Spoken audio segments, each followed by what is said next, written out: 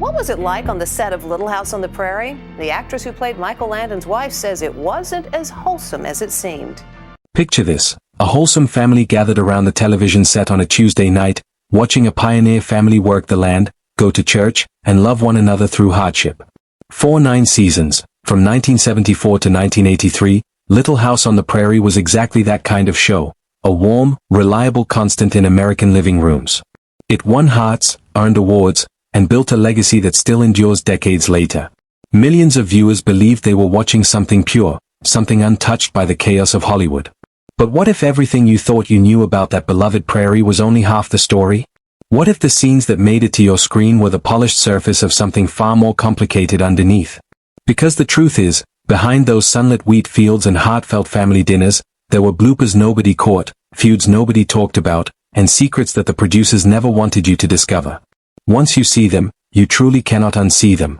Little House on the Prairie was based on the beloved semi-autobiographical book series written by Laura Ingalls Wilder, who documented her childhood growing up across the American Midwest in the latter half of the 19th century. Laura and her family had settled in Kansas when she was just 3 years old, and the hardships they endured, crop failures, brutal winters, poverty, illness, formed the backbone of stories she would later put to paper as an adult. Her books became immensely popular across the country, capturing readers with their honest, tender portrayal of frontier life. That popularity eventually caught the eye of a television producer named Ed Friendly, who secured the rights to the books and wasted little time bringing them to the screen. The show premiered on NBC on September 11, 1974, and ran for 8 full seasons before concluding on March 21, 1983, with a final television movie that shocked audiences in a way nobody expected. A slightly retooled version called Little House, A New Beginning ran for the 9th season with some cast changes, but the heart of the series remained intact throughout. At the center of it all was Michael Landon, a man who had already proven himself as a television powerhouse through 14 seasons on the Western drama Bonanza, where he starred alongside Lorne Greene and Dan Blocker. Landon was not merely an actor on Little House, he was the engine driving the entire production. He played Charles Ingalls, the warm and dependable patriarch of the family, but his fingerprints were on virtually every element of the show. He directed 90 out of 204 episodes, wrote scripts, and served as a producer throughout most of the series' run. He even conceived the plot for the original 2-hour pilot and, ultimately, the final episode that brought the whole story to a close. His level of involvement was almost unheard of for a television actor at the time, and it gave the show a singular, consistent vision that audiences responded to deeply. What audiences did not see, however, was the side of Landon that existed off-camera. According to actress Melissa Gilbert, who played the lead character Laura Ingalls and later detailed her experiences in her memoir Prairie Tale, Landon was one of the heaviest drinkers on set. He reportedly began each morning with a cup of coffee generously spiked with liquor and kept the drinks flowing throughout the workday. His ability to keep this largely hidden from those around him was remarkable. Most of the cast and crew had little idea how much he was consuming. But Landon was not alone in his habits. Gilbert's memoir also paints a broader picture of a production where substance use was far more common than anyone watching at home could have imagined.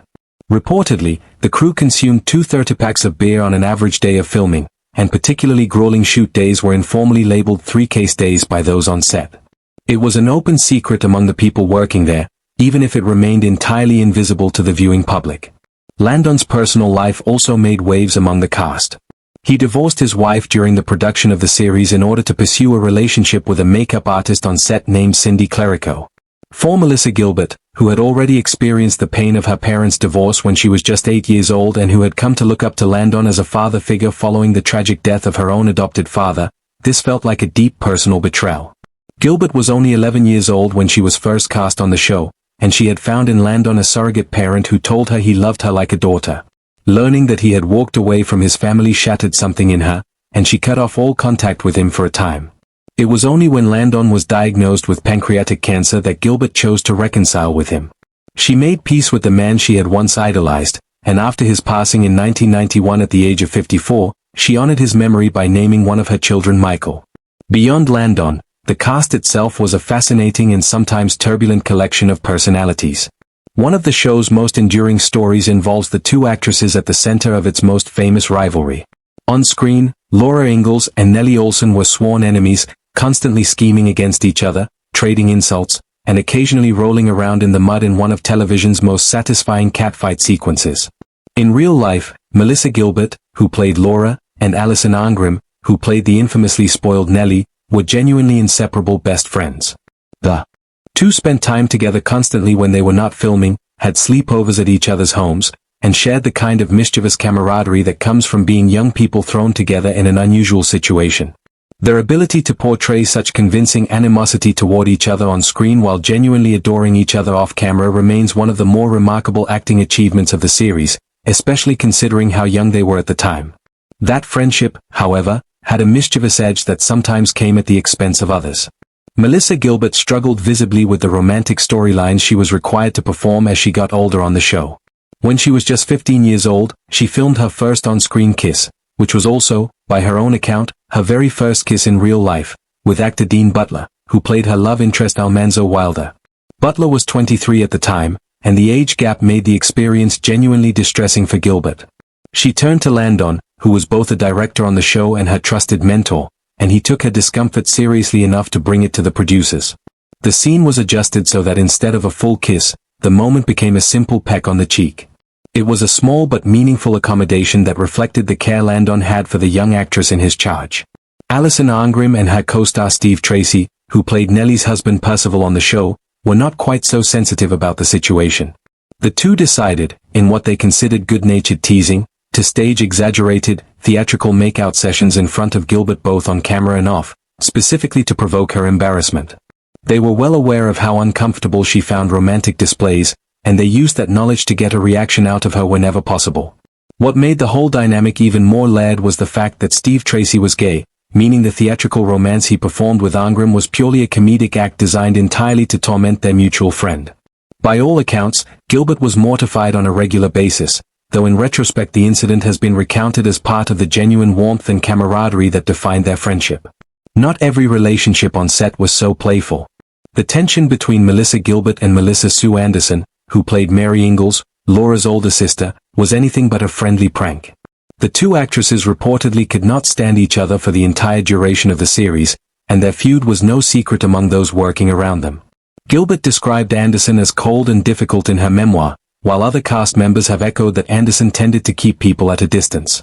Some who have examined the situation from the outside have suggested that Anderson's sheltered upbringing and the closeness of her relationship with her mother may have made it genuinely difficult for her to connect with people in a typical way.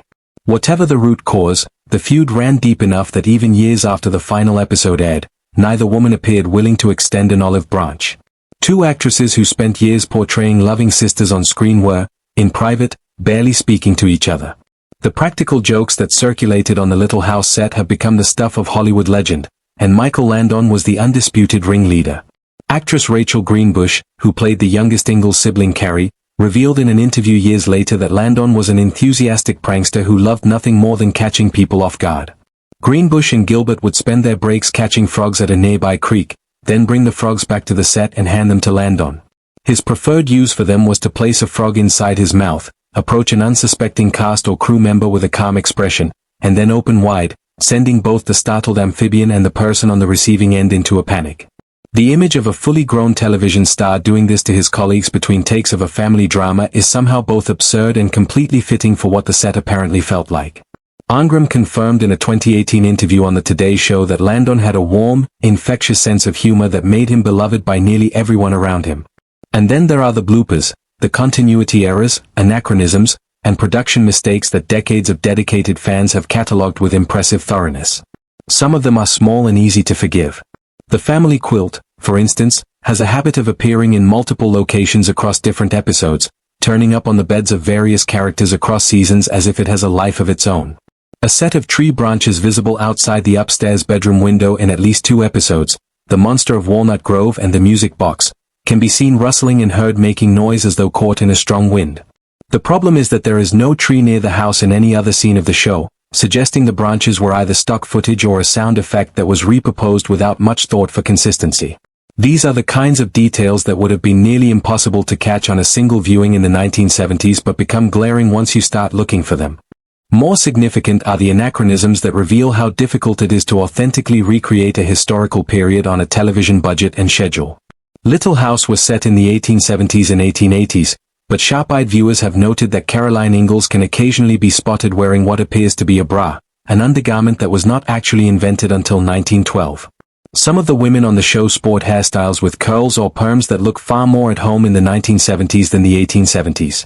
Melissa Gilbert herself has acknowledged that her hair was frequently too long and too modern-looking for the period her character was supposed to inhabit. These are not necessarily the fault of careless filmmakers. They reflect the tension between historical accuracy and the practical demands of making a television show that needed to appeal to a contemporary audience while also functioning as a period piece. One of the most famously discussed anachronisms involves a Season 8 episode titled Wave of the Future, in which a character appears who is unmistakably based on Colonel Harlan Sanders, the founder of Kentucky Fried Chicken. In the episode, Harriet Olsen is approached with an offer to open a chicken franchise. The problem is that the real Colonel Sanders was not born until 1890, and Kentucky Fried Chicken was not founded until 1952, meaning the character's appearance in a show set in the 1870s and 1880s is a historical impossibility dressed up in a white suit and a string tie.